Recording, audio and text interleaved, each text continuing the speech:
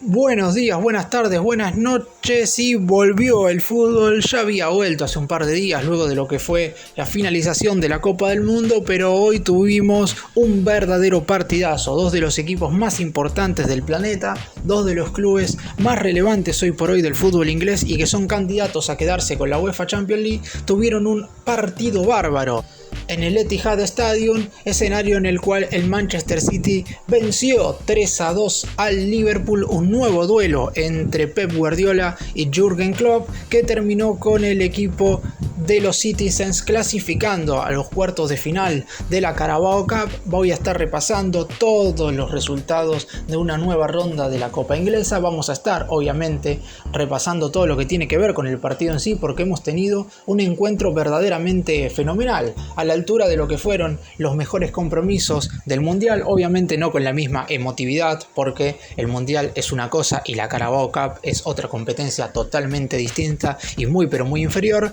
Pero ambos entrenadores pusieron lo mejor que tenían a disposición para este partido y es por eso que terminó dándose un encuentro verdaderamente espectacular. Empecemos. Repasamos las formaciones de ambos equipos, que obviamente no tenían el 11 titular que hubieran puesto para disputar este importante compromiso, pero aún así los 11 iniciales que pusieron tanto Guardiola como Klopp dentro del campo de juego fueron muy pero muy buenos en relación a que hay muchos futbolistas que hace menos de 2 semanas estaban disputando partidos con sus selecciones por la Copa del Mundo. Solamente hay 2 futbolistas que todavía no se han vuelto a sumar a los respectivos planteles porque fueron parte de la final el pasado domingo, que son Julián Álvarez, el argentino por parte del Manchester City, e Ibrahima Konaté, que si bien no fue titular por parte de Francia, claramente estuvo abocado a disputar el encuentro definitivo. Los 11 del Manchester City con el 4-3-3 que caracteriza a los equipos de Pep Guardiola fue el siguiente: en el arco el alemán Stefan Ortega Moreno, los 4 defensores fueron Rico Lewis, el joven de 18 años como lateral por la derecha, la pareja de centrales, 2 futbolistas que jugaron el Mundial, Manuel Akanji con Suiza y Aymeric Laporte con España, y el lateral izquierdo fue Nathan Ake, futbolista que llegó a los cuartos de final con los Países Bajos. La mitad de la cancha prácticamente titular por parte del equipo del City, Rodri fue el volante más posicional y a sus costados jugaron Kevin De Bruyne y el capitán del equipo, Ilkay Gundogan, que lamentablemente tuvo que salir lesionado a 3 minutos del final del compromiso. Y adelante jugaron 3 futbolistas que no formaron parte de la Copa del Mundo: por un lado Riyad Mahrez, por el otro el joven de 20 años Cole Palmer y el centro delantero, alguien a quien teníamos ganas de volver a ver dentro del terreno de juego, el noruego Erling Haaland. Por el lado de Liverpool, quizás el equipo tiene bastante menos nombre en relación a los del Manchester City, pero también tiene que ver con que hay algunos futbolistas, como dije, que no estaban todavía en condiciones de jugar un partido por haber participado del Mundial, y después, por ejemplo, el colombiano Luis Díaz no está hoy por hoy a disposición por haber sufrido una grave lesión antes de que el fútbol se parara antes del inicio de la Copa del Mundo. Repasamos la formación del Liverpool. En el arco, Kyle Kelleher, el arquero irlandés, que hoy por hoy parece ser el primer suplente, porque Adrián, que en principio era el futbolista alternativo a Alisson Becker en el arco, estuvo en el banco de suplentes. La línea de 4 defensores, conformada por el capitán James Milner como lateral por la derecha, lamentablemente tuvo que salir reemplazado por una lesión cuando tan solo iban 37 minutos del partido. La pareja de centrales, Joel Matip y Joe Gómez, y el lateral por izquierda fue Andrew Robertson. En la mitad de la cancha jugaron como 5 más posicional el joven español de 18 años Stefan Bajcetic, y a sus costados jugaron Harvey Elliott de 19 años, otro joven, y a su otro costado el más experimentado del plantel, Thiago Alcántara. Adelante, Fabio Carvalho por un lado, Mohamed Salah por el otro, y el centro delantero y referencia de área fue el uruguayo Darwin Núñez. En cuanto a lo que tiene que ver como un resumen general del partido, claramente el Manchester City fue mejor en cuanto a dominio y posesión de la pelota, en cuanto a distribución de la misma y también en cuanto a generación de jugadas. Sin embargo, el Liverpool en 2 de las 3 veces que estuvo abajo en el marcador logró recuperarse muy rápidamente, sobre todo teniendo en cuenta que el City en principio tenía mejores jugadores dentro del campo de juego, a pesar de que por historia a Jürgen Klopp le ha ido mejor que a Pep Guardiola en enfrentamientos entre sí, tomando la victoria día de hoy por parte del Español, el alemán sigue estando arriba en el historial, 12 encuentros ganados contra 10 perdidos, es decir, 10 victorias de Guardiola, con 5 empates en 27 encuentros disputados entre ambos. Y de hecho, hay que recordar que en esta misma temporada, el Liverpool ya se había impuesto en 2 oportunidades. En el primer partido que disputaron ambos equipos, en la Community Shield, en el cual el conjunto dirigido por Klopp ganó por 3-1 y levantó el primer título en esta 2022-2023, mientras que también en la Premier League el Liverpool ganó por 1-0 en condición de local con gol de Mohamed Salah, por lo que esta era la tercera vez que se veían las caras en la temporada y el equipo de Guardiola tenía que sí o sí dar vuelta a la página, y lo hizo. A tan solo 10 minutos de iniciado el partido, no faltó mucho para que Erling Haaland marcara su primer tanto, luego de una buena jugada colectiva que se desarrolló por el costado izquierdo del ataque del City, centro, y Haaland prácticamente con una pirueta termina anticipándose a su marcador para convertir el primer tanto por parte del equipo local. Sin embargo, como dije, el Liverpool se recuperó rápidamente en 2 oportunidades y 10 minutos más tarde, a los 20 de la etapa inicial, Fabio Carvalho, el joven inglés de tan solo 20 años, terminaría marcando la igualdad. Luego de una muy buena incursión en ataque de Joel Matip, termina habilitando al capitán, a James Milner, que termina dando un muy buen pase hacia el centro para que prácticamente sin oposición los centrales del City no tuvieron referencia del joven atacante inglés, y así Fabio Carvalho terminaría marcando el 1-1 para finalizar de esa manera la primera etapa con el City un poco superior pero sin ponerse arriba en el marcador. En la segunda parte iba tan solo 1 minuto cuando Rodri habilita a Mahrez por el costado derecho del ataque del City, y lo que hace el futbolista argelino en el momento de controlar la pelota es verdaderamente fantástico, porque en un solo movimiento logra frenar el balón y al mismo tiempo acomodarse para rematar de zurda, y con ese remate cruzado termina estampando el 2-1 y pone al City arriba en el marcador muy rápidamente, algo que quizás uno no esperaba teniendo en cuenta que recién iniciaba el segundo tiempo y que ambos equipos estaban midiéndose en el terreno de juego. Sin embargo, el Liverpool es el Liverpool y volvió a recuperarse de manera muy pero muy fácil. Luego de un pelotazo largo por el costado izquierdo del ataque del equipo dirigido por Klopp, quedaron mano a mano los dos delanteros del Liverpool, Darwin Núñez y Mohamed Salah, contra Manuel Akanji y Nathan Ake, los dos defensores del City. El uruguayo le gana en velocidad al suizo, que toca hacia el medio para el gol del egipcio, y 2-2 a tan solo 3 minutos de iniciado el segundo tiempo. El Liverpool se recuperaba nuevamente de manera muy pero muy fácil para estampar la igualdad, y al partido le quedaban 40 minutos de muchísima pero muchísima intensidad. Uno de los dos equipos tenía que avanzar y el otro tenía que quedar eliminado. Y ahí es donde el City volvió a pisar el acelerador, porque de la mano de Nathan Ake, del neerlandés, terminaría marcando el 3-2 definitivo a los 13 minutos del segundo tiempo.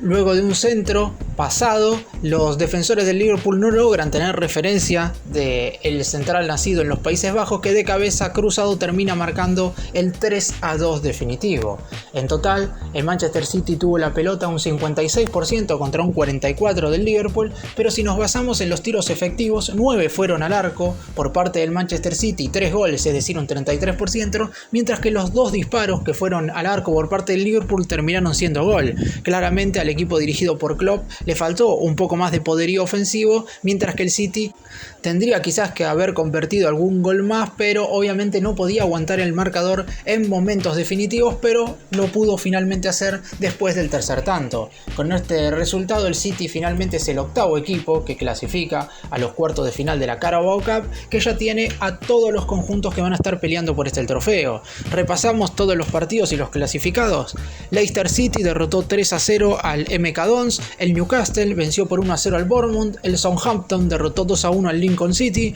el Wolves venció 2-0 al Gillingham, el Nottingham Forest derrotó en condición de visitante 4-1 al Blackburn Rovers, el Charlton, la gran sorpresa de este certamen, venció por penales 4-3 al Brighton, equipo de primera, tras empatar 0-0 en los minutos regulares, y el Manchester United derrotó 2-0 al Burnley, obviamente sumado a este triunfo del City 3-2 sobre el Liverpool.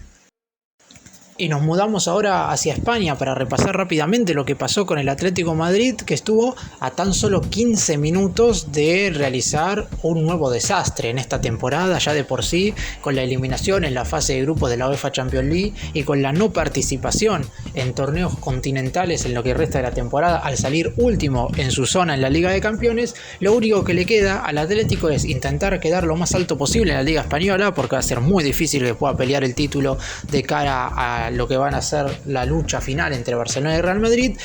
pero le queda la Copa del Rey y en esta oportunidad le tocó enfrentar al Arenteiro, equipo que está jugando en la segunda federación española, es de los equipos más débiles que quedaban en esta competición, y el Atlético de Madrid tuvo que sufrirla bastante para meterse definitivamente en los 16avos de final.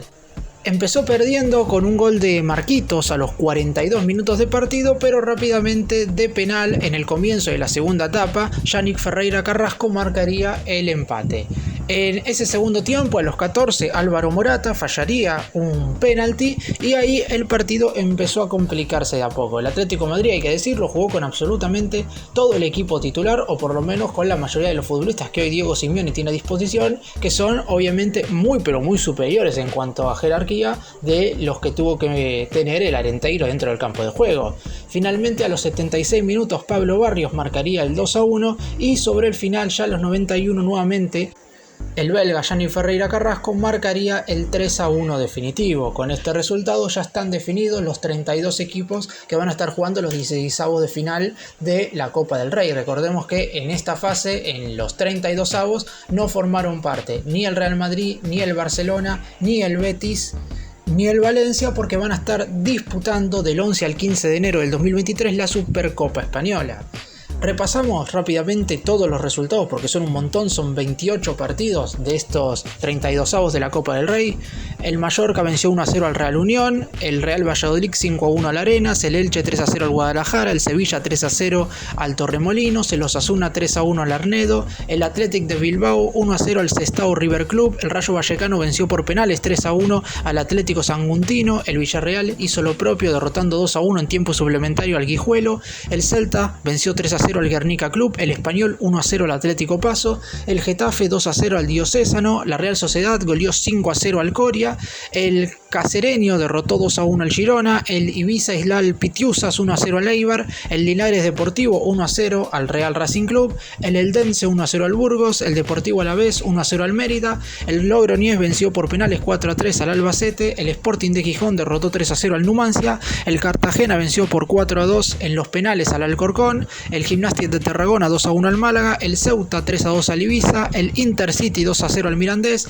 el Pontevedra 2-1 al Tenerife, el Real Oviedo 1-0 al Granada, el Levante 2-1 al Andorra y el partido recién mencionado, el Atlético Madrid derrotó 3-1 al Arenteiro.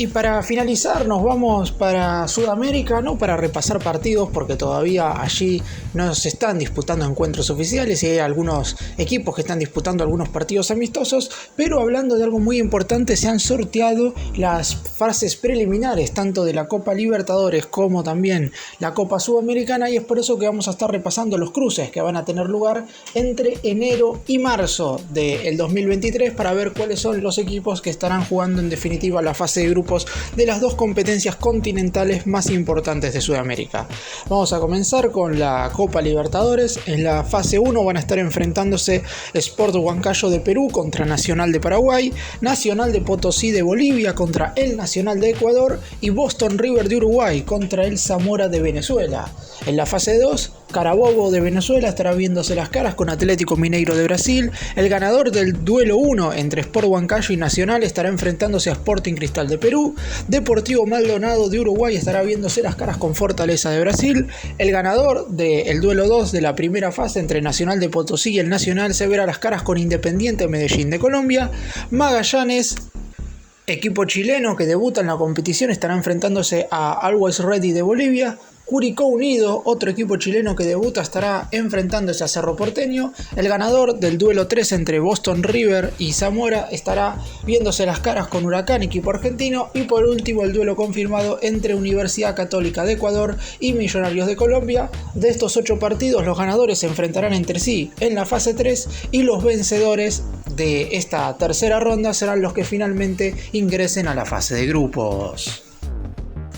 Y en cuanto a la Copa Sudamericana, los equipos de un mismo país se estarán enfrentando para ver cuáles son los dos conjuntos que estarán pasando a la fase de grupos. Recordemos que tanto en la Copa Libertadores como en la Sudamericana después se va a hacer un sorteo previo para definir qué club va a qué grupo y a quiénes serán sus respectivos rivales en cada una de las zonas, pero por el momento únicamente se han sorteado las fases preliminares. En el caso de la Copa Sudamericana habrá 16 cruces para ver quiénes son en definitiva los equipos que se meten entre los 32 mejores del torneo. Repasando los partidos, por el lado de los equipos paraguayos, Guaraní estará enfrentándose a Sportivo Ameliano y Tacuarí a General Caballero. Por el lado de los peruanos, Unión César Vallejo estará viéndose las caras con Deportivo Binacional y Universitario estará enfrentándose a Cienciano, ganador de esta competencia en el año 2003. Por el lado de los uruguayos, Defensor Sporting estará enfrentándose a Danubio y River Plate a Peñarol. Por el lado de los venezolanos, Caracas estará enfrentándose a Academia Puerto Cabello y Estudiantes de Mérida hará lo propio frente a Deportivo Táchira. Por el lado de los bolivianos, Guavirá se verá las caras con Oriente Petrolero y Blooming contra Atlético Palmaflor. Por el lado de los chilenos, Cobresal se enfrentará a Palestino y Audax Italiano a la Universidad Católica. En Colombia, Deportes Tolima estará viéndose las caras con Junior y Águilas Doradas, enfrentará a Independiente Santa Fe. Y por último, los equipos ecuatorianos que se estarán enfrentando serán Liga de Quito, ganador de esta competencia en el año 2009 contra Delfín, y Emelec hará lo propio frente a Deportivo Cuenca.